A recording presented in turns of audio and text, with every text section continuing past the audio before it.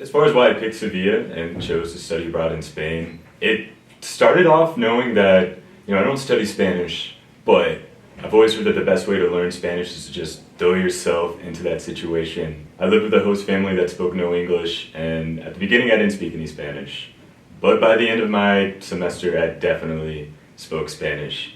I've also just always been fascinated with Spanish culture. I wanted to be in Spain because I've just heard it's a beautiful place, friendly people, a friendly culture, and I definitely experienced that while I was there.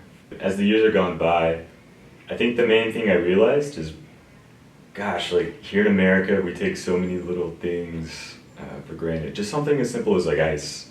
I know while I was in Spain, we only had ice on special occasions, whereas here, if I'm in a dorm and I want some ice for my water bottle, just boom, I can go and get it.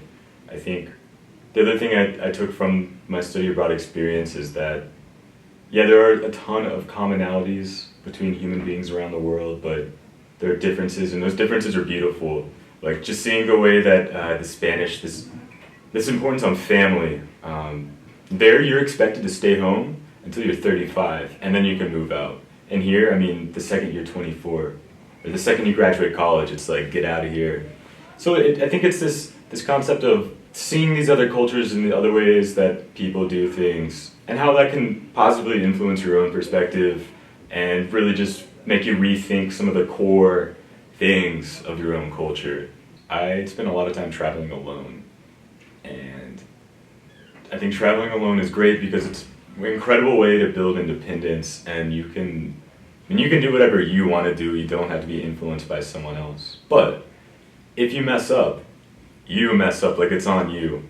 There was one night I traveled to Amsterdam, and I got in kind of late, and I could not find my hotel, and it was just absolutely just culture shock, just people everywhere, this bustling city. I kept on trying to get cabs and taxis, but because they're on these tiny little canals, the cars can't actually drive through it. So I kept on getting dropped off at this same place, and I just lost hope. I thought I was going to have to just walk around the city for an entire night. In the end, I found my hotel, and I just think it brings up this purpose of, sometimes you got to rough it. You can't have technology.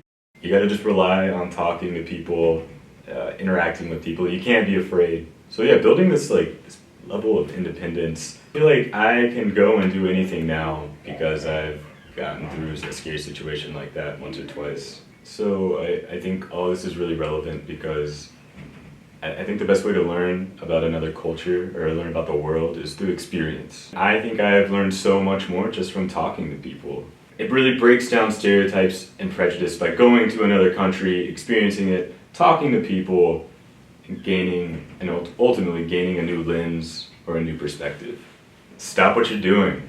Go online and look up somewhere to study abroad. Why not? What do you have to lose? It's such a cool experience. I think it's listed as one of the main regrets that college students have is not studying abroad. How cool is it that we can go and get credit for our college while, living on the other side of the world? It's something our parents didn't have the opportunity to do. It's something that a lot of other people do not have the chance to do, so take advantage of it. There's so many financial resources out there to help you if that's the issue. Yes, study abroad because you can learn so much through experience.